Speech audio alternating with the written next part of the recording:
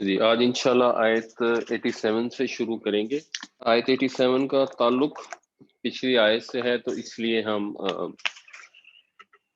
آیت 86 کو ایک دفعہ ریپیٹ کر لیتے ہیں۔ اس میں ایک سوال بھی پچھلی دفعہ ہوا تھا، اس کو بھی مزید تھوڑا سا الیبوریٹ کر لیتے ہیں۔ اعوذ باللہ من الشیطان الرجیم، بسم اللہ الرحمن الرحیم۔ وَإِذَا حُيِّيتُم بِتَحِيَّةٍ فَحَيُّوا بِأَحْسَنَ مِنْهَا أَوْ رُدُّوهَا إِنَّ اللَّهَ كَانَ عَلَى كُلِّ شَيْءٍ حَسِيبًا۔ اور جب تمہیں سلام کیا جائے تو سلام کرو اس سے بہتر یا اتنا ہی لوٹا دو، بے شک اللہ تعالیٰ ہر چیز کو حساب رکھنے والا ہے۔ تو اس کا مطلب سادہ الفاظ میں یہ ہے کہ اگر آپ کو کوئی السلام علیکم کہتا ہے تو آپ بھی جواب میں وعلیکم السلام کہیں، کم از کم، یا مزید کہہ دیں ورحمۃ اللہ وبرکاتہ۔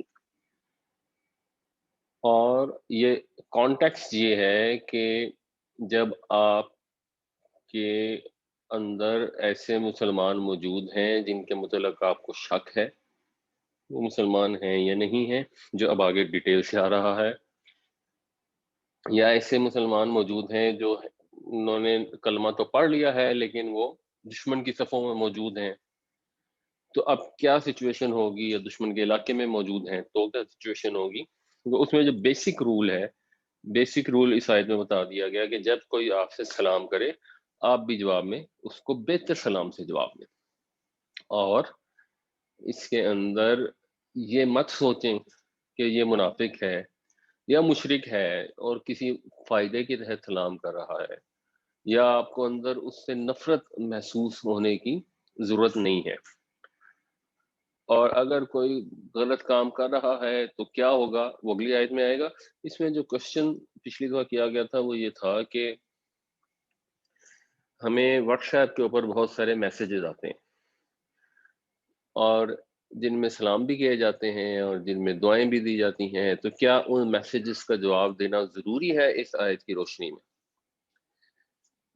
اب اس کے اندر دو تین موٹی موٹی چیزیں وہ سمجھنی چاہیے۔ پہلی بات تو یہ ہے کہ اگر اس آیت کے مطابق ان میسیجز میں جو دعا دی گئی ہے اس کا جواب دینا ضروری ہے، تو پھر کم از کم اتنی لمبی دعا کرنی پڑے گی یا اس سے بھی زیادہ لمبی کرنی پڑے گی۔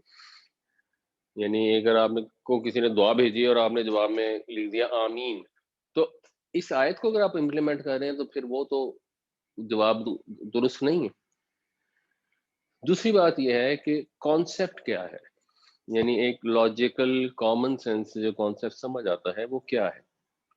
آپ کی ملاقات ہوئی، آپ کو کسی نے سلام کیا، ایک تو آپ خود سلام میں پہل کر سکتے ہیں، چلیں وہ ایک چیز ہوگی، لیکن اگر آپ کو کسی نے سلام کیا ہے تو آپ اس کو سلام کا جواب ضرور دیں۔ آپ یہ نہ کریں کہ کیونکہ آپ باس ہیں یا وڈیرے ہیں تو اگلے نے کہا السلام علیکم اور آپ نے ایک سر ہلا دیا، جیسے بہت سارے لوگ کرتے ہیں کہ ہم نے آپ کا سلام قبول کر لیا ہے۔ وہ بادشاہوں والا سسٹم ہمارے دین میں نہیں ہے کہ لوگ جا کے بادشاہ کو مجرا بجا لیتے ہیں اور وہ اسے ایک سر ہلا کے اس کو قبول کر لیتا ہے۔ تو السلام علیکم کا شعار ہے، آپ نے جب ملنا ہے تو کہنا ہے السلام علیکم، اور جواب میں جواب دینے والے نے بھی السلام علیکم یا وعلیکم السلام کہنا ہے، اور کم از کم اتنا کہنا ہے۔ اب اس کا یہ مطلب نہیں ہے کہ واٹس ایپ کے اندر آپ ایک گروپ بنائیں اور اس کے اندر 500-700 لوگوں کو ایک میسج کر دیں اور وہ 500-700 اس کا جواب دیں ضرور۔ یعنی سلام کب کیا جاتا ہے؟ سلام کیا جاتا ہے جب آپ کی کسی سے ملاقات ہوتی ہے۔ مثلا یہ نہیں ہمیں سنت سے پتہ لگتا کہ نبی کریم صلی اللہ علیہ وسلم کے دور میں صحابہ گھر سے نکلتے تھے اور ایک ایک دروازہ کھڑکا کے ان کو سلام کرتے تھے، اور وہ آ کے وعلیکم السلام کہتے تھے، کیونکہ آیت کی روح سے وعلیکم السلام کہنا ضروری ہے۔ تو یہ اگر ہم یہ توقع رکھیں کہ ہم نے کسی کو واٹس ایپ پہ سلام بھیج دیا تو اب ہمیں ضرور، یعنی اگر تو آپ نے اس سے کو بات چیت کرنی ہے، آپ نے ایکچوئل ڈسکشن کرنی ہے، تو ظاہر سی بات ہے پھر آپ السلام علیکم سے شروع کریں۔ اگر آپ کسی کو فون کر رہے ہیں تو آپ السلام علیکم سے شروع کریں، یا فون سن رہے ہیں تو السلام علیکم سے شروع کریں اور اگلا آپ کو جواب دے۔ یہ اس میں نہیں ہے کہ آپ ایک بندے کو فون کر دیں گے السلام علیکم، وہ جواب آپ کو دے اس آیت کے تحت، تو آپ فون بند کر دیں، یا واٹس ایپ پہ میسج بھیجیں السلام علیکم، اب وہ ضرور آپ کو میسج کا جواب دے. یعنی یہ تو کچھ چیزیں ہوتی ہیں دین کے صحیح کلیئر احکامات ہیں، اور کچھ چیزیں ہوتی ہیں جو بیسک کامن سینس کی ہوتی ہیں. اور اس سے میں آپ لوگوں کو یہ بھی ایک توجہ دلانا چاہوں گا، یہ واٹس ایپ پہ جو دھڑا دھڑ میسیجز آ رہے ہوتے ہیں، جنرلی ان میسیجز سے تبلیغ نہیں ہوتی. عام طور سے ان میسیجز کے ریسیو کرنے والے یا تو گروپ سے باہر نکل جاتے ہیں، یا اس کو میوٹ کر دیتے ہیں، یا اگر نہیں بھی کرتے ہیں تو اریٹیٹ ہوتے رہتے ہیں. اللہ کے دین کی طرف بلانے کے لیے یہ ہمیں گائیڈ لائن دی گئی ہے، ادعو الی سبیل ربک بالحکمت والموعظۃ الحسنہ، اچھی نصیحت کے ساتھ اور حکمت کے ساتھ تبلیغ کرے. حکمت کے ساتھ تبلیغ کا مطلب یہ ہے کہ آپ نے موقع محل بھی دیکھنا ہے، اور موقع محل کی مناسبت سے تبلیغ کرنی ہے. 24 گھنٹے تبلیغ نہیں کر سکتے، میسیجز کی بمبارڈمنٹ سے تبلیغ نہیں کر سکتے. اور اگرچہ آپ کا دینی جذبہ بہت قابل ستائش ہو سکتا ہے، لیکن وہ جو گائیڈ لائنز اللہ اور اللہ کے رسول صلی اللہ علیہ وسلم نے بیان کی ہیں ان کو مد نظر رکھیں. اس کے علاوہ میں آپ کو مزید بتا دوں کہ یہ جو میں نے مثال دی کہ آپ کسی کے گھر پہ جائیں اور سلام کریں، تو آپ نے ایکچولی سلام کب کرنا ہے؟ جب آپ ان کے گھر ملاقات کے لیے جا رہے ہیں. اور یہ ہمیں آداب بتائے گئے ہیں سورہ نور میں، انشاءاللہ ہم آگے پڑھیں گے. یا ایھا الذین آمنوا لا تدخلوا بیوتا غیر بیوتکم حتی تستأنسوا وتسلموا علی اہلہا. اے ایمان والو، مت داخل ہو اپنے گھروں کے علاوہ دوسرے گھروں میں، یہاں تک کہ تم مانوس کر لو، یعنی دستک دے لو، آواز دے لو، اور ان کے گھر والوں کو سلام کہہ لو. یہ بھی اسی کا تستانسو کا مفہوم کہہ لیں، تستانسو کا مقصد ہے. تو یہ بھی تستانسو کا مقصد ہے. ذالکم خیر لکم لعلکم تذکرون، یہ تمہارے لیے بہتر ہے تاکہ تم نصیحت حاصل کر سکو. فَإِن لَّمْ تَجِدُوا فِيهَا أَحَدًا فَلَا تَدْخُلُوهَا حَتَّى يُؤْذَنَ لَكُمْ. اور اگر تم وہاں کوئی نہ پاؤ، یعنی تمہیں اگر جواب نہیں ملتا، تو مت داخل ہو جب تک تمہیں اجازت نہ دی جائے. وَإِن قِيلَ لَكُمُ ارْجِعُوا فَارْجِعُوا، اور اگر تمہیں کہا جائے کہ واپس پلٹ جاؤ تو پلٹ جاؤ. هُوَ أَزْكَىٰ لَكُمْ وَاللَّهُ بِمَا تَعْمَلُونَ عَلِيمٌ. تو وہ تمہارے لیے زیادہ پاکیزہ ہے، اور اللہ تعالی خوب جانتا ہے جو تم عمل کرتے ہو. تو اس کے اندر، اور پھر نبی کریم صلی اللہ علیہ وسلم کی حدیث بھی ہے کہ جب تم جاؤ اور 3 دفعہ تم نے دستک دے لی یا 3 دفعہ السلام علیکم کہہ لیا، اور اگر جواب نہیں ملا تو واپس آ جاؤ، اور کوئی دل میں تنگی محسوس مت کرو، اگلے کو کوئی مصروفیت ہوگی.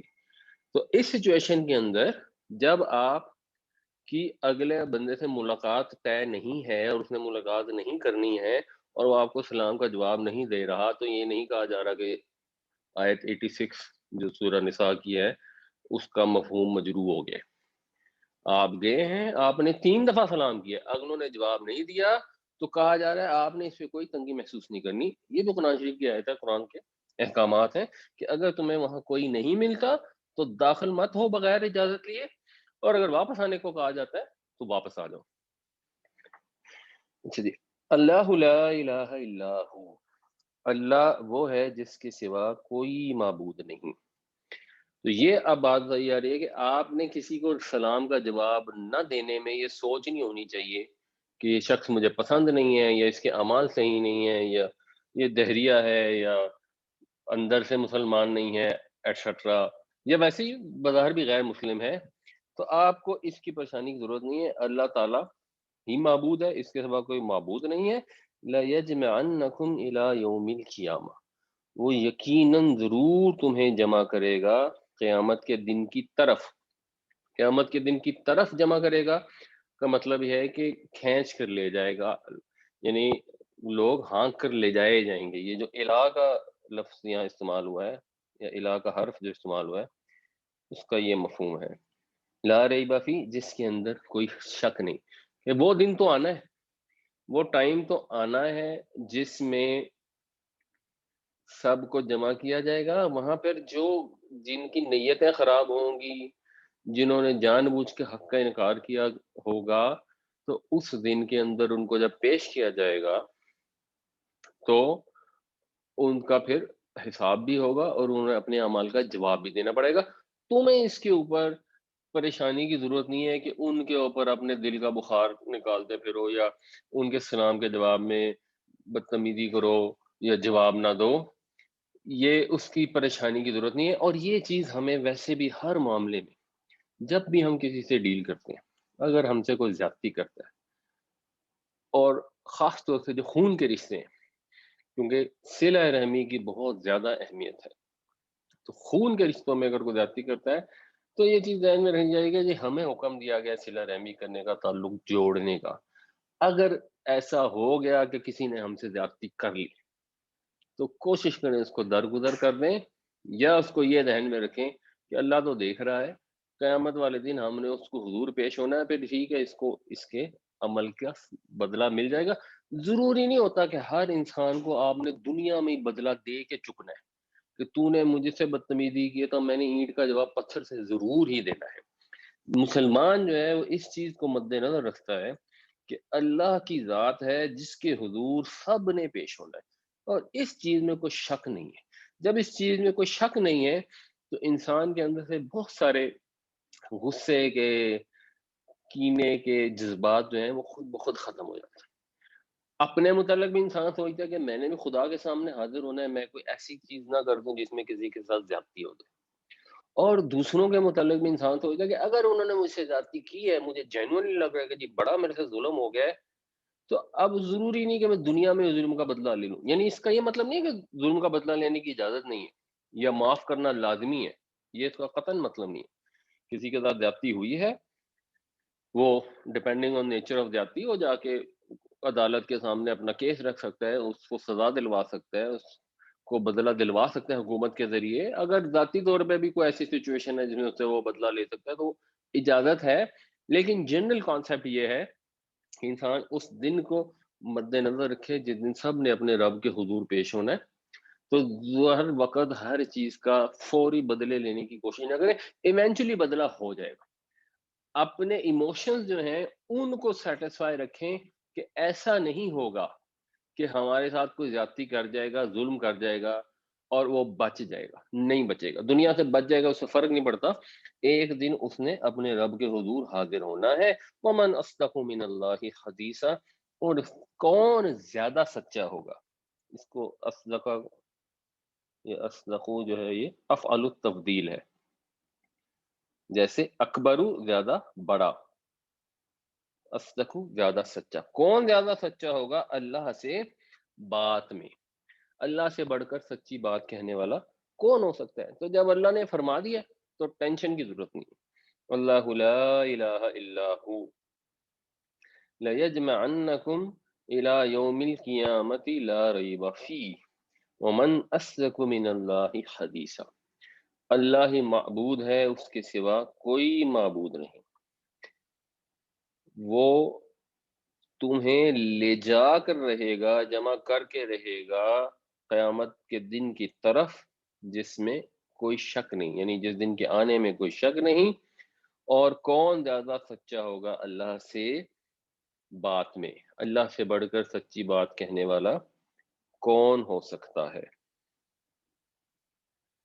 فما لکم،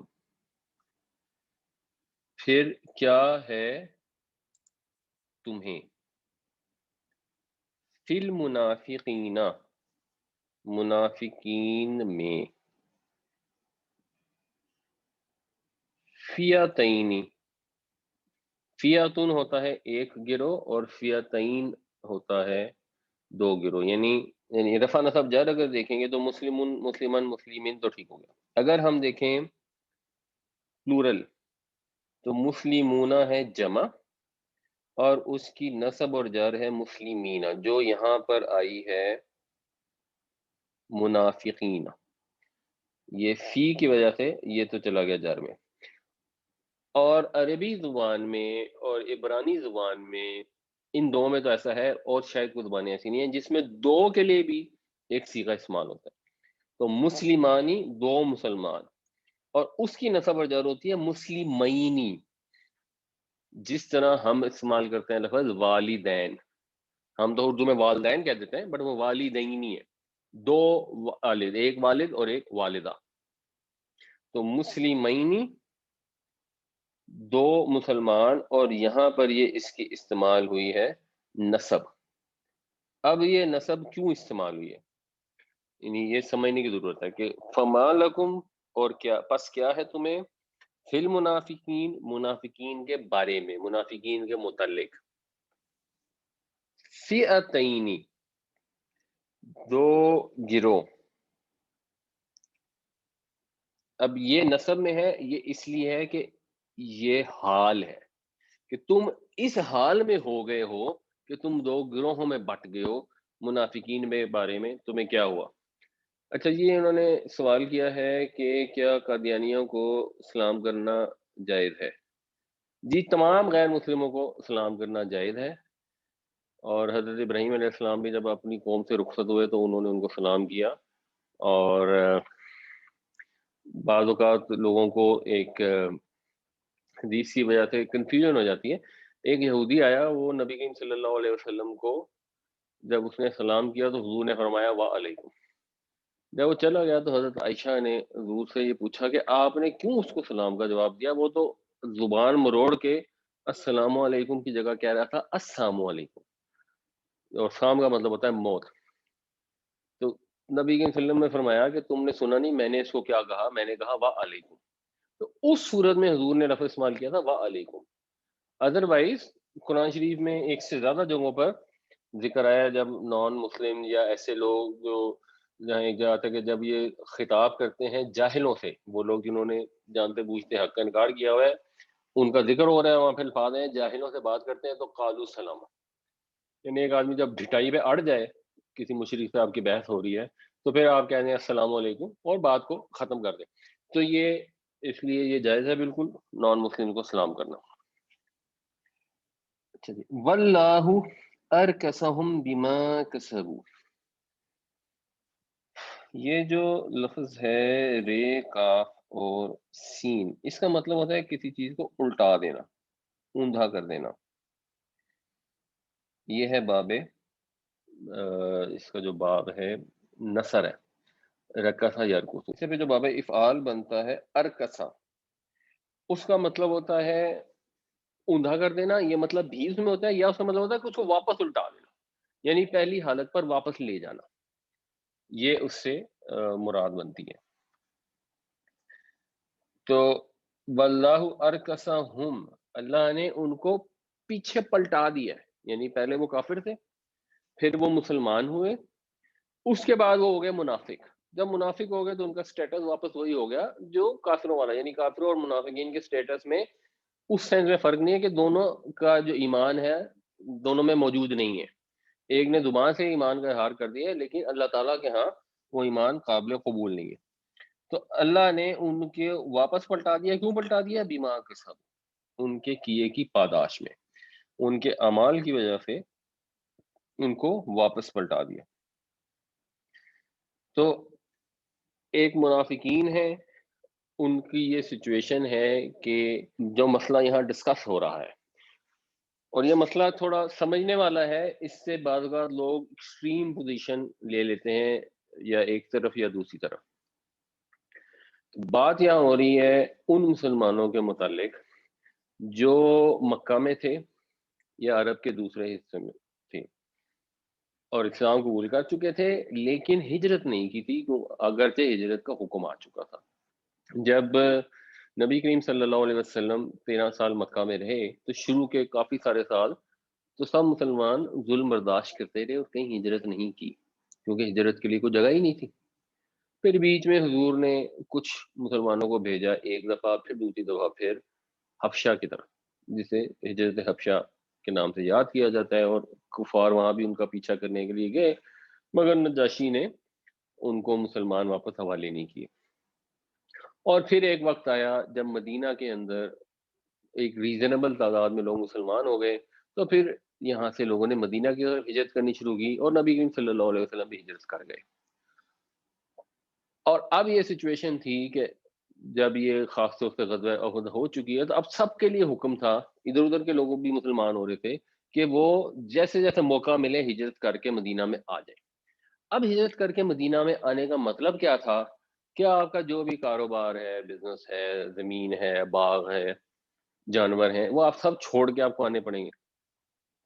جیسے ہمارے یہاں ہجرت جب ہوئی، انڈیا سے لوگ پاکستان آئے تو لٹ پٹ کے آئے، ظاہر ہے کو تھوڑا بہت سامان اٹھا کے لے آئے ہوں گے، وہ بھی راستے میں ان سے کئی جگہ پہ چھینا چلا گیا، کئی لوگوں کی جانیں بھی چلی گئیں۔ تو اب اس ہجرت کے اندر جان مال کا شدید خطرہ تھا، تو انہوں نے اپنی گھر بار نہیں چھوڑے۔ اب اللہ کے رسول صلی اللہ علیہ وسلم نے ہجرت کا حکم دے دیا ہے اور آپ اپنا گھر بار نہیں چھوڑ رہے، تو اب اسلام کے سٹیٹس کے حساب سے آپ منافق ہیں۔ اور یہاں پر منافقوں کو ڈکلیئر کر دیا گیا، یعنی ایک تو مدینہ میں بھی منافق تھے ایک تو، مگر ان منافقین کو منافق ڈکلیئر نہیں کیا گیا۔ جو منافقین مکہ سے باہر تھے ان کو منافق ڈکلیئر کیا گیا، اور ڈکلیئر کرنے کی جو ریزننگ بتائی گئی وہ یہ تھی کہ انہوں نے ہجرت نہیں کی دارالکفر سے دارالاسلام کی طرف۔ اب ان آیتوں کو آگے پڑھتے ہیں اور اس کو سمجھتے ہیں کہ ہمارے اوپر یہ کیسے اپلائی ہو سکتی ہیں۔ فی الحال یہ بات ہو رہی ہے کہ اب لوگ جو تھے وہ کنفیوز ہو گئے کہ ایک مسلمان ہے اور کسی قبیلے میں کا رکن ہے، اور اب وہ کلمہ پڑھ رہا ہے، نماز پڑھ رہا ہے، روزے بھی رکھ رہا ہے، قرآن کی تلاوت بھی کر رہا ہے۔ تو اب جب مثلاً کوئی لڑائی ہوگی تو کیا ہوگا؟ کیونکہ بہت سارے چھوٹے چھوٹے نبی کریم صلی اللہ علیہ وسلم بھیجتے تھے گروپس بعض اوقات جنگ وغیرہ کرنے کے لیے، جو پیچھے آیا کہ نکلو صباتن یا جمین، ٹکڑیوں کی شکل میں نکلو یا سارے اکٹھے ہو کے نکلو۔ تو غزوے بھی ہوتے تھے اور جن میں حضور شامل نہیں ہوتے تھے وہ سریے بھی ہوتے تھے۔ تو اب لوگوں کے اندر یہ کنفیوژن ہو رہی تھی کہ ان کے ساتھ کافروں کا معاملہ کیسے کیا جا سکتا ہے، یہ تو کلمہ پڑھتے ہیں، ہم کیسے ان کو جنگ کریں اور ان کو قتل کر دیں؟ تو اس کو اللہ تعالیٰ یہ بیان فرما رہے ہیں کہ تمہیں کیا ہو گیا کہ تم منافقین کے بارے میں دو گروہ ہو گئے ہو، کہ ایک لوگ کہہ رہے ہیں جی ٹھیک ہے یہ اگر جنگ ہوگی تو یہ بھی مارے جائیں گے، اور ایک کہہ رہے ہیں کہ نہیں نہیں یہ تو کافر تو نہیں ہے۔ اللہ نے ان کو واپس پلٹا دیا ہے۔ جس کو اپنے گھر بار، عزیز اقارب، اپنے مفادات اسلام کی نسبت زیادہ عزیز ہیں، خدا کی قانون کے حساب سے وہ منافق ہے، اور مدینہ کی ریاست کے قانون کے حساب سے بھی ان کو منافق ڈکلیئر کر دیا گیا، انلیس کہ کوئی مجبور ہو، اس کی پھر آگے ڈیٹیل آ رہی ہے۔ تو ابھی تو ان مسلمانوں کی بات ہو رہی ہے جو ان منافقین سے ہمدردی رکھتے تھے کہ یہ بھی تو دیکھیں کلمہ پڑھتے ہیں، اگر اپنا گھر چھوڑ کے نہیں بھی آئے تو کیا ہوا؟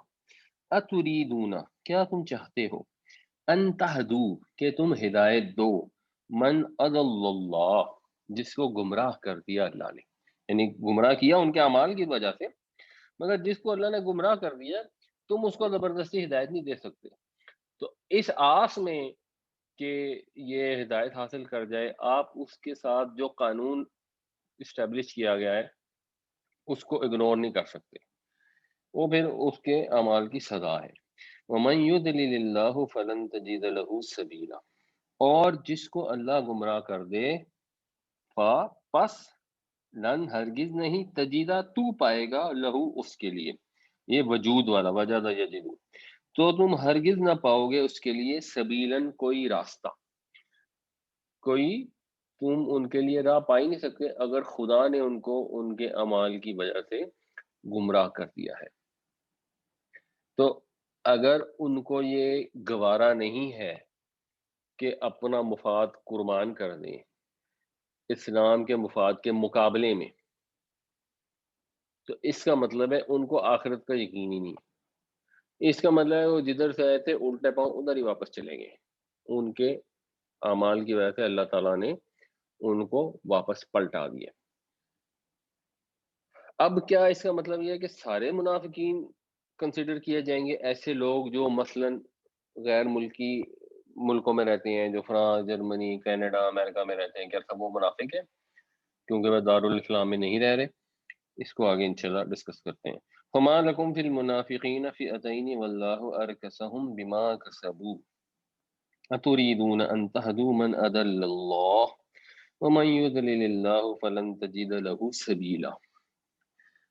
پس کیا ہو گیا ہے تمہیں کہ تم منافقین کے بارے میں دو گروہ بن گئے ہو، اور اللہ تعالیٰ نے ان کو پلٹا دیا ہے ان کے کیے کی پاداش میں۔ کیا تم چاہتے ہو کہ ہدایت دو اس کو جسے اللہ تعالیٰ نے گمراہ کیا، اور جس کو اللہ گمراہ کر دے تو ہرگز تم ان کے لیے کوئی راہ نہیں پا سکتے۔ ودو لو تکفرون کما کفروا، ودو شدت سے خواہش کرنا، وہ خواہش کرتے ہیں، لو کہ کاش، یعنی ان کی آرزو ہے کہ تم بھی کفر کرو، کما کفرو جیسے انہوں نے کفر کیا۔ یعنی یہ جو ان کا نفاق ہے کہ وہ اپنے مفاد کو چھوڑ نہیں رہے اللہ اور رسول کی خاطر، یہ کفر، اور جیسے انہوں نے کفر کیا وہ چاہتے ہیں تم بھی کفر کرو۔ اب اس کو ریلیٹ کر کے دیکھیں، ایک شخص کو پتا ہے اللہ رسول نے منع کیا، اللہ کے نبی صلی اللہ علیہ وسلم نے فرمایا من غشہ فلیسا منی یا فلیسا منا، کہ جس نے ملاوٹ کی وہ ہم میں سے نہیں، حضور نے فرما دیا۔ اب آدمی دنیاوی مفاد کی خاطر ملاوٹ کرتا رہے تو وہ پھر اپنے آپ کو اس کی روشنی میں دیکھ لے کہ وہ کیا بنتا ہے۔ اگر کوئی ملاوٹ کر رہا ہے تو ایک تو اس حدیث کا مطلب ہی ہے کہ وہ ہم میں سے نہیں ہے، مسلمان ہے ہی نہیں، اور obviously اگر ان کو ملاوٹ کر رہے ہیں تو آپ نے اس کو جا کے یہ نہیں کہنا کہ تم تو مسلمان نہیں ہو، تم تو کافر ہو یا مرتد ہو، تم واجب القتل ہو۔ اپنے متعلق سوچنا ہے کہ ہم اگر ایسے کام کرتے ہیں جس میں ہم اپنے مفاد کو مد نظر رکھتے ہیں اور خدا رسول کا حکم جو ہے اس کو ٹھکرا دیتے ہیں، تو یہ نفاق ہے، اور یہ نفاق کفر کے مترادف ہے۔ تو وہ یہ چاہتے ہیں کہ تم بھی کفر کرو ایسے جیسے انہوں نے کفر کیا، بالکل ایسے جیسے کوئی لڑکے ہوتے ہیں جب وہ سگریٹ پینا شروع کر دیتے ہیں تو اگر کلاس میں کچھ لوگ نہیں پی رہے ہوتے تو ان کو بڑی تکلیف ہوتی ہے، نہیں یہ بھی سگریٹ پیے کسی طرح۔ اگر کوئی کنجوسی کرتا ہے، اللہ کی راہ میں خرچ نہیں کرتا اور دوسرا بھائی کر رہا ہوتا ہے تو اس کو بڑی تکلیف ہوتی ہے، اس کو بھی کسی طریقے سے روکو، یہ بھی میرے ساتھ ہی شامل ہو، مگر میری ناک کٹ گئی ہے تو اس کی بھی کٹی ہو۔ تو وہ چاہتے ہیں تم بھی کفر کرو جیسے انہوں نے کیا، فتکونون سواء، سواء جیسے خط استوا ہوتا ہے، مساوی ہوتا ہے، مساوات ہوتا ہے، برابر، پس تم ہو جاؤ برابر، تاکہ تم سب برابر ہو جاؤ۔ فلا تتخذوا منہم اولیاء، پس مت بناؤ ان کو ولی، ساتھی، ان میں سے کسی کو ساتھی مت بناؤ، حتی یہاجروا فی سبیل اللہ، یہاں تک کہ وہ ہجرت کر لیں اللہ کے راستے میں۔ تو یہاں پچھلی آیت میں جو بات ہو رہی تھی اس کو کلیئر الفاظ میں یہاں بتایا گیا کہ جب تک وہ اللہ کے راستے میں ہجرت نہیں کرتے وہ تمہارے ساتھی نہیں ہیں، وہ منافق ہیں، ڈکلیئرڈ منافق ہیں۔ مدینے کے منافق کی جو تھے وہ جنرلی ڈکلیئرڈ نہیں تھے، کچھ لوگوں کے لیے ایسا ہوا کہ نبی کریم صلی اللہ علیہ وسلم نے کہا کہ کل سے ہماری مسجد میں نہ آنا، تو کچھ لوگوں کا ایسا ہوا، یا غزوہ احد میں وہ جو 300 لوگ چھوڑ کے چلے گئے تو ان کا لوگوں کو پتہ لگ گیا کہ اچھا یہ منافقین ہیں جو ہیں جنگ کے موقع پہ ساتھ چھوڑ کر بھاگ گئے، بٹ ادروائز وہاں اس طرح ڈکلیئر نہیں کیا گیا۔ لیکن وہ لوگ جو ہجرت کر کے مدینہ میں نہیں آتے، اور یہ ہجرت ظاہر سی بات ہے اللہ کے راستے میں ہجرت، یہ تو انڈرسٹوڈ ہے، اگر کوئی اپنے کاروبار کی خاطر ہجرت کرتا ہے تو وہ تو اللہ کی ہجرت قبول نہیں ہے، لیکن ظاہری طور پہ اس کو مان لیا جائے گا اگر وہ کہتا ہے کہ میں نے اللہ کے راستے میں ہجرت کی ہے۔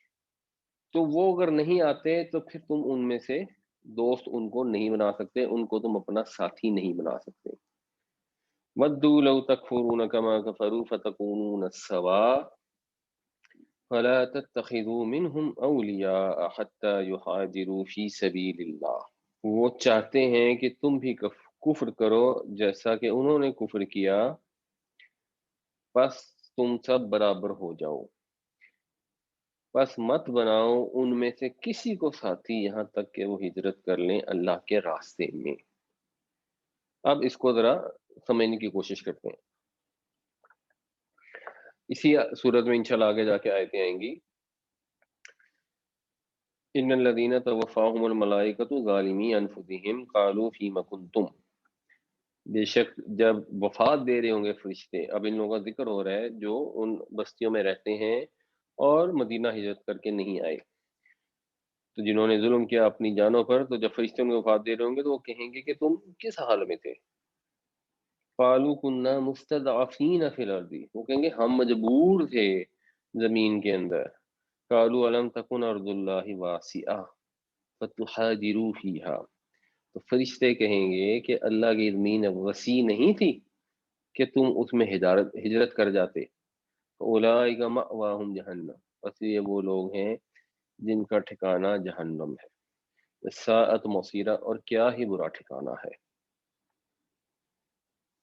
الا المستضعفین من الرجال والنساء والولدان، مگر وہ جو مجبور ہیں، یعنی جینون مجبور ہیں، مردوں عورتوں اور بچوں میں سے، لا یستطیعون حیلا، جن کو کوئی وسیلہ نہیں مل رہا، ولا یہتدون السبیلا، اور کوئی راستہ دکھائی نہیں دیتا. تو ایک تو یہ چیز پتہ لگی کہ جس وقت یہ حکم دے دیا گیا کہ مدینہ کی طرف ہجرت کر دو، اب کوئی شخص اگر غیر مسلم علاقے میں رہتا ہے تو اس کے لیے تو یہ ممکن نہیں ہے کہ وہ ہجرت نہ کرے. اگر وہ ہجرت کرے گا تو اس کو عذاب جو ہے وہ جان لیتے وقت ہی شروع ہو جائے گا، اور فرشتے اسی وقت ان سے پوچھ پڑتال شروع کر دیں گے کہ تم کیوں رہتے تھے ان کے اندر، اور وہ جسٹیفیکیشن دیں گے کہ نہیں جی ہم تو بڑے مجبور تھے، کیونکہ وہ لوگ ظلم کرتے تھے جہاں ہم رہتے تھے. مثال کے طور پہ اگر آج لوگ رہتے ہیں فرانس کے اندر، اور فرانس یا پورے یورپ میں اذان کی اجازت نہیں ہے، سوئٹزرلینڈ میں ذبیحے کی اجازت نہیں ہے، اب شاید فرانس میں بھی انہوں نے منع کر دیا کہ آپ ذبیحہ نہیں کر سکتے. آپ کو فرانس میں نقاب کرنے کی اجازت نہیں ہے. نقاب میں تو چلو ڈبیٹ ہو سکتی ہے کہ اسلام کا حکم ہے یا نہیں ہے، یعنی لازمی حکم ہے کہ نہیں ہے. حکم تو ہے بٹ وہ کرنا لازم ہے کہ نہیں ہے. تو اس طرح کے مسائل وہاں پہ پیدا ہو رہے ہیں. بیسیکلی جو فقہاء ہیں انہوں نے 3 حصوں میں تقسیم کیا ہے تمام غیر مسلم ملکوں کو. پہلی قسم ان کی ہے جہاں پہ زندگی بہت زیادہ مشکل ہے رہنے کے لحاظ سے، جہاں پہ انسان کے لیے اپنے دین پر عمل کرنا اور آگے اپنی آنے والی نسلوں کا جو دین اور ایمان ہے اس کو جو خطرات پیش ہیں ان کا سد باب کرنا ممکن نہ ہو. تو مذہبی آزادی نہ ہو، دین پہ قائم نہ رہ سکتے ہوں. یہ سچویشن تھی ہجرت مدینہ سے پہلے مکہ میں رہنے والوں کے لیے بھی اور باقی علاقوں میں رہنے والوں. تو ایسی سچویشن میں تو جائز نہیں ہے کہ مسلمان کسی غیر مسلم ملک میں رہیں. اچھا اگر ایسی سچویشن نہ ہو، جیسا سچویشن یہ جو ہجرت والی تھی جب فتح مکہ ہوئی، تو یہ نبی کریم صلی اللہ علیہ وسلم کی حدیث ہے کہ کوئی ہجرت نہیں بعد الفتح، کہ اب فتح ہو گئی ہے، اب ہجرت کا حکم جو ہے وہ ختم ہو گیا ہے اور جہاد کو نیت کا حکم رہ گیا ہے. تو جب تمہیں پکارا جائے تو پھر نکلو جہاد کرنے کے لیے. جب مکہ فتح ہو گیا تو اب ہر جگہ مسلمانوں کی اسٹرانگ ہولڈ ہو گیا، اور اب لوگوں کے لیے یہ ممکن نہیں رہا تھا کہ اگر کسی جگہ پہ نان مسلم ہیں تو وہ مسلمانوں کے اوپر ظلم کر سکیں. تو جب وہ سچویشن ختم ہو جائے، دین پہ قائم رہنے میں پرابلم نہ ہو، تو ہجرت کا حکم ختم ہو جائے. اگر ایسی سچویشن واپس ہو جائے، جیسے اگر کچھ لوگ جو کہتے ہیں، اب اس میں کیونکہ ہمارے پاس کلیئر انفارمیشن نہیں ہے، جو چائنا کے اندر اگر مسلمانوں پر ہے تو اس میں پھر ان کے لیے ہجرت کرنا ضروری ہو جاتا ہے. لیکن پھر اس کے بعد دوسرا مسئلہ ہے کہ وہ ہجرت کر کے جائیں گے کہاں. یعنی مسلمانوں کو جب حکم دیا گیا تو مدینہ میں قائم ہو چکی تھی ریاست. مدینہ کی ریاست قائم ہونے سے پہلے ہجرت لازمی نہیں تھی. ظلم تو شاید زیادہ ہو رہا تھا، اس کو ہجرت لازمی نہیں تھی.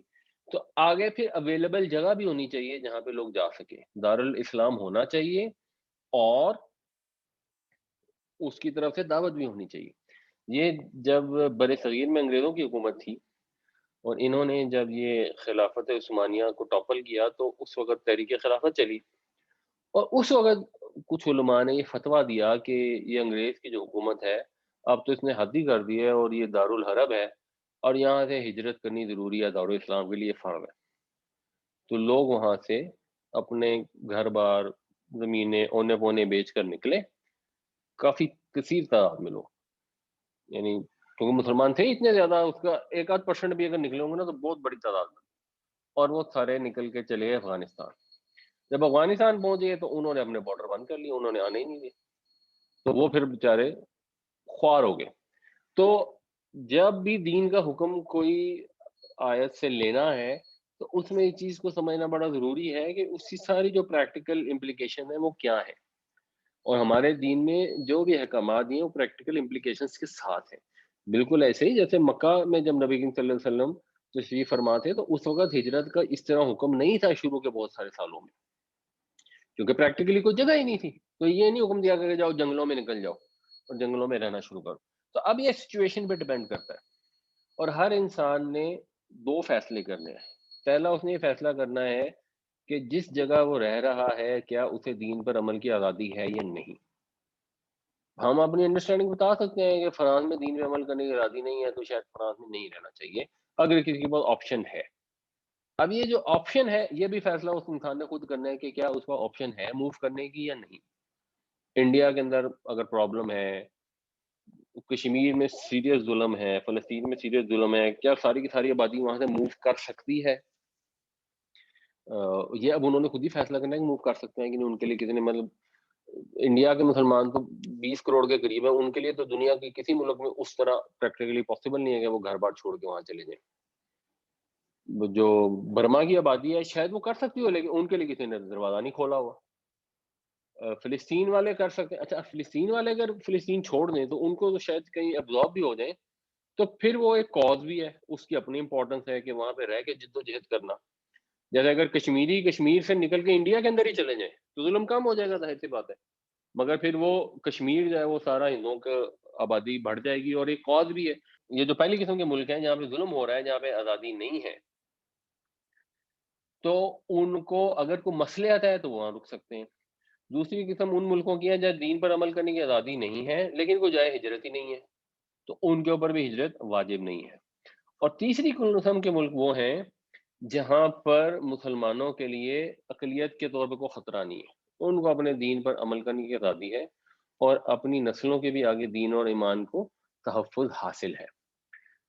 ہو سکتا ہے کسی کے خیال میں جو امریکہ ہے ایسا ملک ہو جہاں پہ دین کرنے میں آزادی ہے، کوئی مسئلہ نہیں ہے اور اگلی نسلوں کو بھی پرابلم نہیں ہے. انگلینڈ ایسا ملک ہو، انگلینڈ میں کچھ علاقے ایسے ہیں جہاں پہ لوگ کمیونٹی سے تو اب یہ لوگوں نے خود اپنا فیصلہ کرنا ہے. ان آیتوں سے اگر جنرل گائیڈ لائن لی جائے تو گائیڈ لائن یہ ہے کہ وہ لوگ جو آلریڈی مسلمان ملکوں میں رہتے ہیں وہ کسی مفاد کی خاطر چھوڑ کر اگر کسی غیر مسلم میں جا کے رہنا شروع کر دیں تو یہ کوئی اچھا آئیڈیا نہیں ہے. یہ تو ہے کلیئر. اب ان کی کیا مسئلے ہے، کیا مجبوری ہے. اگر تبلیغ کی غرض سے جا رہے ہیں پھر تو بہت اچھا آئیڈیا ہے.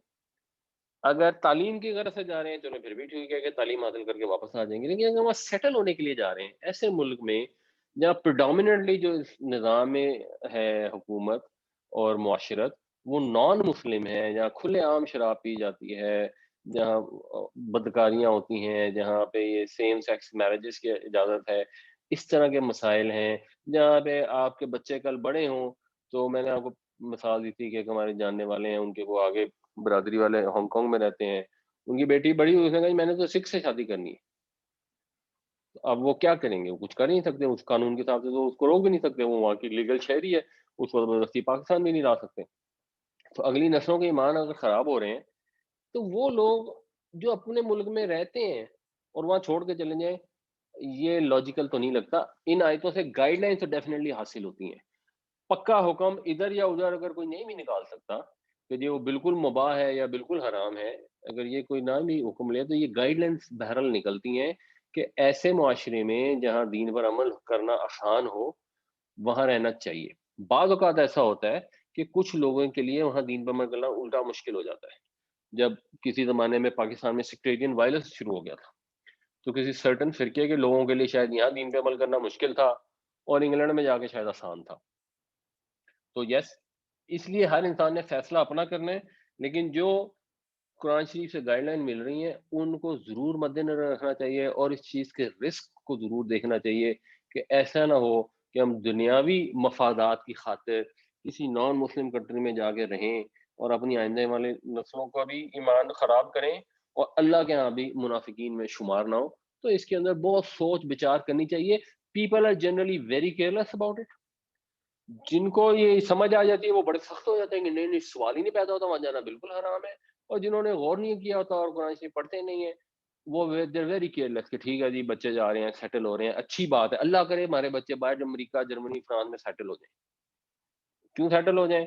بس جی وہاں بیٹھ کے نا ان کی بڑی زندگی بن جائے گی. تو یعنی دنیاوی لحاظ سے زندگی بن جائے گی، دینی لحاظ سے میں نے کبھی سنا نہیں کہ کسی کا خیال ہو کہ وہ جرمنی میں جا کے دین پر عمل کرنا زیادہ آسان ہو جائے گا.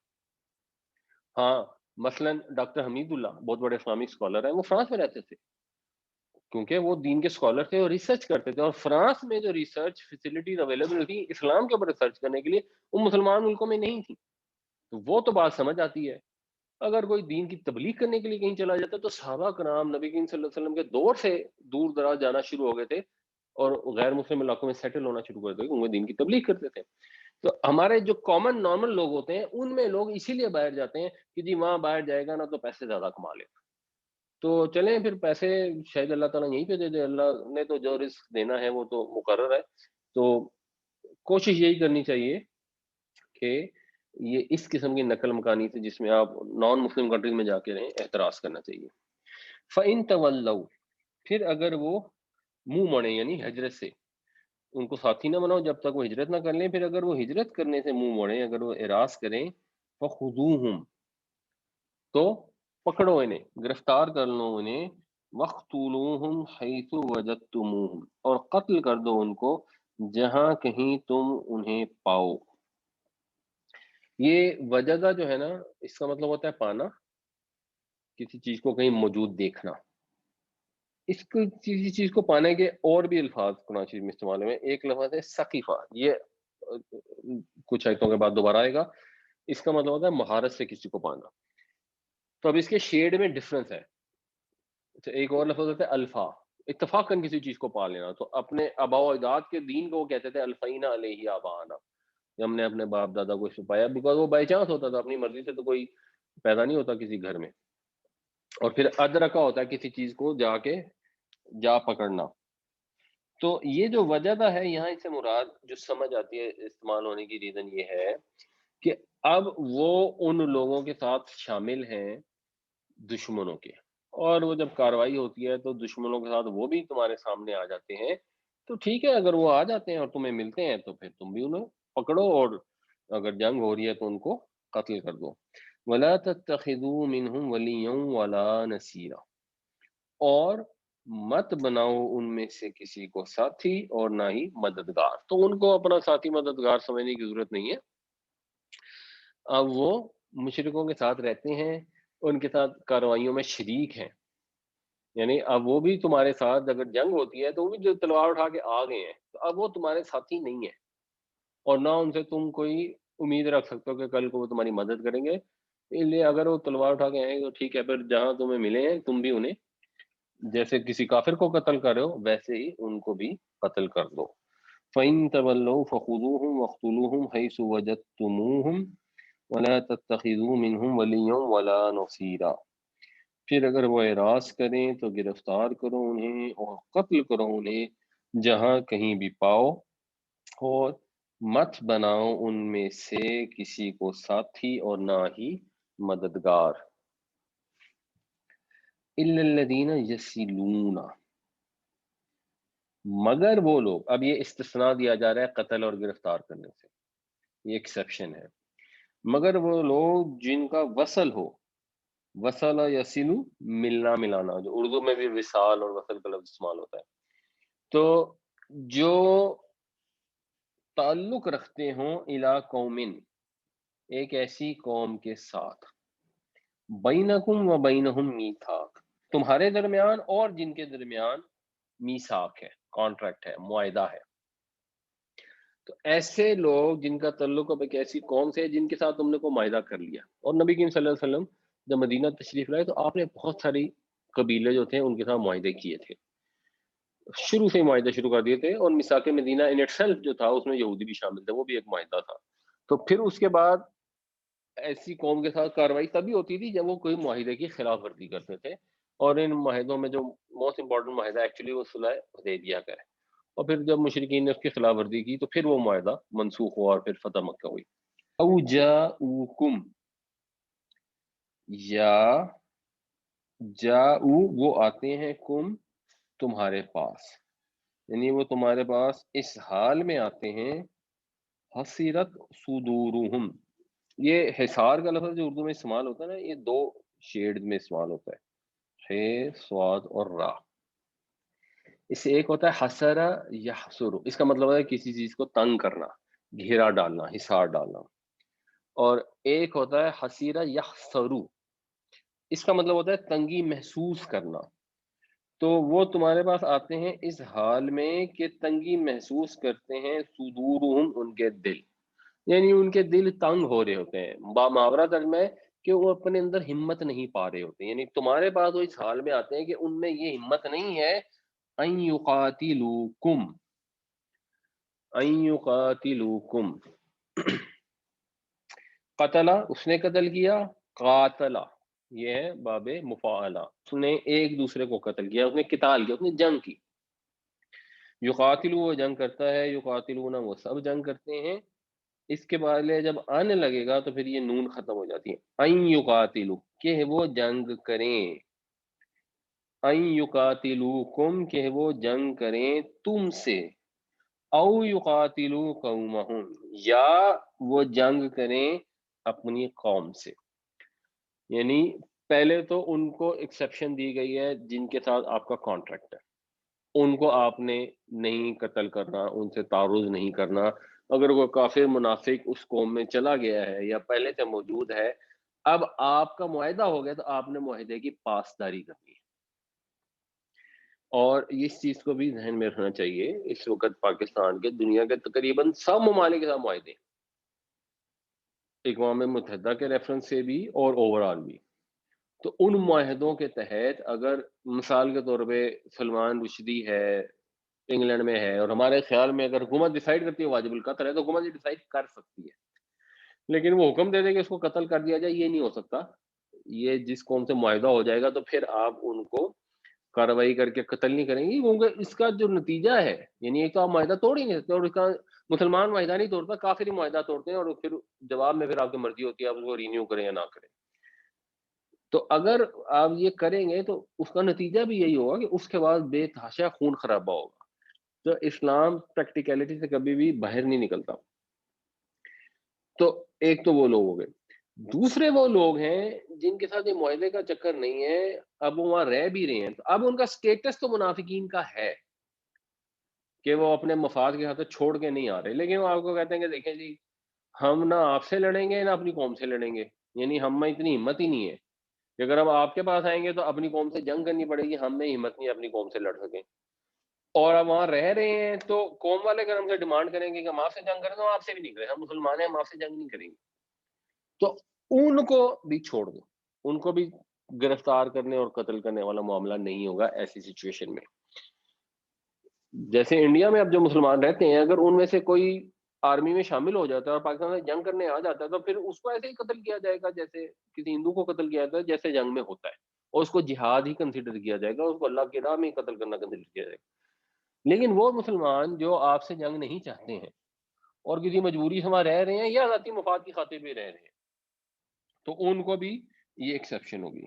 وَلَوْ شَاءَ اللَّهُ، اب یہاں پہ اللہ تعالیٰ سمجھا رہے ہیں کہ اور اگر اللہ چاہتا لَسَلَّطَهُمْ عَلَيْكُمْ، تو وہ انہیں مسلط کر دیتا تم پر، یعنی ان کو یہ اختیار دیتا، یہ جو ہے نا سین لام اور توئیں جس کو تو کہتے ہیں عربی میں، اس کا مطلب ہوتا ہے کسی پر غلبہ حاصل کرنا، پھر اسے باب تفعیل ہوتا ہے کسی کو اختیار دینا، سلطہ یسلط مسلط کرنا، اور اسی سے پھر لفظ سلطان بھی ہے، سلطان کا مطلب بھی وہ ہوتا ہے جس کے پاس اختیار ہوتا ہے، سلطان کا مطلب بذات خود بھی اختیار ہوتا ہے، اور پھر سلطان کا مطلب دلیل بھی ہوتا ہے، کیونکہ دلیل جو اسٹرانگ دلیل جس میں قوت ہوتی ہے اس کو بھی سلطان کہتے ہیں، تو قرآن شریف میں یہ ان مختلف معنوں میں استعمال ہوتا ہے۔ تو یہاں یہ کہا جا رہا ہے کہ اللہ تعالیٰ کہتے ہیں کہ اگر اللہ چاہتا تو ان کو اختیار دے دیتا تمہارے اوپر قال قاتلوکم، تو پھر وہ کرتے تم سے جنگ. یعنی اس کو غنیمت سمجھو. اگر تم سے جنگ نہیں کر رہے، غیر جانبدار ہیں، کوئی بات نہیں. اب اس کے اوپر ایموشنل ہونے کی ضرورت نہیں ہے کہ نہیں ابھی پچھلی آیت میں تو اللہ نے بیان کر دیا کہ یہ منافق ہیں نا، اب ہم تو ان کو مار کے چھوڑیں گے. نہیں بھائی، اگر وہ تم سے جنگ نہیں کر رہے تو ٹھیک ہے، اس کو غنیمت سمجھو. اور اسلام جنرلی جنگ کو ایوائڈ کرتا ہے. تو اگر وہ جنگ نہیں کر رہے ہیں تو ٹھیک ہے، بس ٹھیک ہے، ان کو چھوڑ دو. خدا کے قانون میں وہ منافق ہی رہیں گے. جس نے اپنے ذاتی مفاد کی خاطر نبی کے حکم جو ہجرت کا دیا گیا اس کو ٹھکرا دیا ہے، اللہ کے ہاں وہ منافق ہی کنسیڈر ہوں گے. لیکن تم یہ ٹینشن نہ لو کہ تم نے ان کو جا کے جو بھی منافق ہے اور جو بھی کافر ہے اور جو بھی غیر مسلم ہے تم نے ضرور اس کو جہنم رسید کرنا ہے. یہ تمہاری ڈیوٹی نہیں ہے اور نہ مقصد ہے. اللہ کے نبی صلی اللہ علیہ وسلم لوگوں کو جہنم رسید کرنے کے لیے تشریف نہیں لائے تھے، ان کو جنت میں لے جانے کے لیے تشریف لائے تھے، رحمت للعالمین بن کے. ہم نام حضور کا لیتے ہیں اور کوشش ہوتی ہے کہ کسی نہ کسی طرح کسی نہ کسی غیر مسلم کو مار دیں ضرور. اور جتنا جس میں یہ جذبہ ہوتا ہے اور ایموشن ہوتے ہیں نا، وہ اتنا اپنے آپ کو صحیح معنوں میں مسلمان اور غیرت مند سمجھتا ہے. جو جن کا دین سے زیادہ تعلق ہوتا ہے ان میں اس طرح کی غیرت بہت زیادہ ہوتی ہے، جس کو اسلام نے ڈیمانڈ ہی نہیں کیا بلکہ منع کیا. إلا الذين يصلون إلى قوم بينكم وبينهم ميثاق أو جاءوكم حصرت صدورهم أن يقاتلوكم أو يقاتلوا قومهم ولو شاء الله لسلطهم عليكم فلقاتلوكم. مگر وہ لوگ جن کا تعلق کسی ایسی قوم سے ہے کہ تمہارے اور ان کے درمیان کوئی معاہدہ ہے، یا وہ آتے ہیں تمہارے پاس اس حال میں کہ وہ ہمت نہیں رکھتے کہ قتال کریں تمہارے ساتھ یا قتال کریں اپنی قوم کے ساتھ. اور اگر اللہ چاہتا تو ان کو اختیار دے دیتا تمہارے اوپر، ان کو دلیر کر دیتا تم پر، پھر وہ تم سے لڑتے.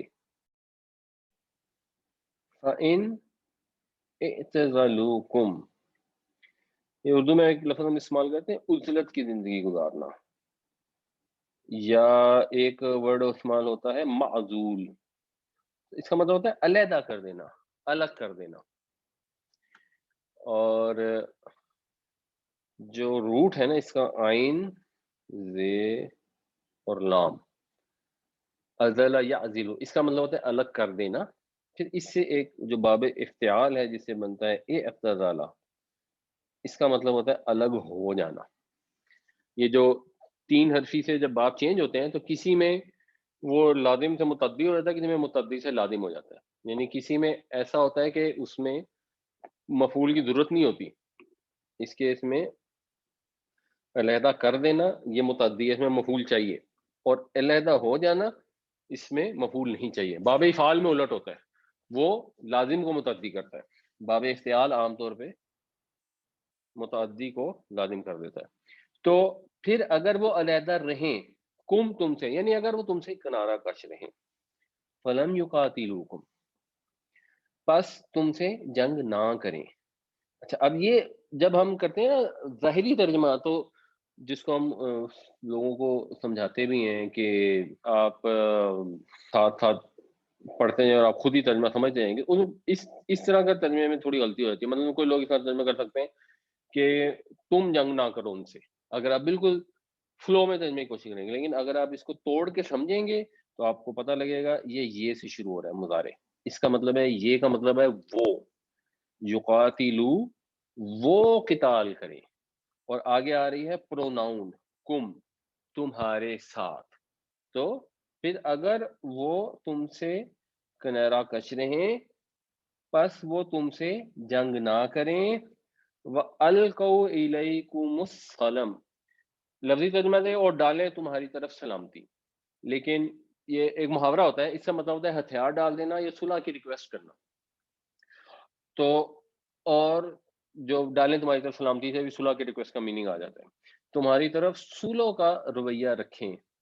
فما جعل اللہ لکم علیہم سبیلا، تو نہیں بنایا اللہ نے لکم تمہارے لیے علیہم ان کے اوپر. لام جب استعمال ہوتی ہے تو اس سے فیور میں مطلب ہوتا ہے، اور علا جب استعمال ہوتا ہے تو اس میں اگینسٹ مطلب ہوتا ہے. جیسے عورتوں کے حقوق کے لیے بتایا گیا وَلَهُنَّ مِثْلُ الَّذِي عَلَيْهِنَّ بِالْمَعْرُوفِ، ان کے حقوق بھی ہیں ایسے جیسے ان پر فرائض ہیں، ان کی فیور کی بھی چیزیں ہیں ایسے جیسے ان کے اوپر ذمہ داری ہیں۔ تو اللہ نے نہیں بنایا تمہارے لیے تمہارے حق میں ان کے خلاف، ان کے اگینسٹ سبیلاً کوئی راستہ۔ تو اللہ تعالیٰ تمہیں ان کے خلاف اقدام کی اجازت نہیں دیتا۔ وہ لوگ جو کسی معاہدے والی قوم میں رہتے ہیں، یا وہ لوگ جو تمہارے ساتھ جنگ نہیں کر رہے اور تمہیں یہ یقین دہانی کراتے ہیں کہ ہاں آپ سے بھی نہیں لڑیں گے، آپ کی خاطر اپنی قوم سے نہیں لڑ سکتے، ہمیں ہمت نہیں ہے لیکن ہم آپ سے بھی نہیں لڑیں گے، یہ ہماری طرف سے گارنٹی ہے۔ تو پھر اگر وہ اس پہ عمل کرتے ہیں اپنے بیان کے اوپر، تم سے کنارہ کش رہتے ہیں، تم سے جنگ نہیں کرتے، تمہارے ساتھ صلح والا رویہ رکھتے ہیں، تو اللہ نے تمہیں اجازت نہیں دی ان سے جنگ کرو۔ فَإِنِ اعْتَزَلُوكُمْ فَلَمْ يُقَاتِلُوكُمْ وَأَلْقَوْا إِلَيْكُمُ السَّلَمَ فَمَا جَعَلَ اللَّهُ لَكُمْ عَلَيْهِمْ سَبِيلًا، پھر اگر وہ کنارہ کش رہیں تم سے، بس جنگ نہ کریں تم سے اور تمہارے ساتھ سلو کا رویہ رکھیں، تو نہیں اجازت دی اللہ نے تمہارے لیے ان کے خلاف کسی اقدام کی۔ ستجدون، یہ سین جو ہے یہ مضارع کو مستقبل کے ساتھ خاص کر دیتا ہے، تو تم پاؤ گے آخرین، ایک لفظ ہوتا ہے آخر، اس کا مطلب ہوتا ہے آخری، آخر یہ تو ہوتا ہے لاسٹ، اور ایک لفظ ہوتا ہے آخر، یہ اس کا مطلب ہوتا ہے ادر دین دس ون، اور یہ اس کی پھر پلورل ہے آخرون، اور اس کی نسب ہے آخرینا، کیونکہ یہ اس فعل کا مفعول ہے۔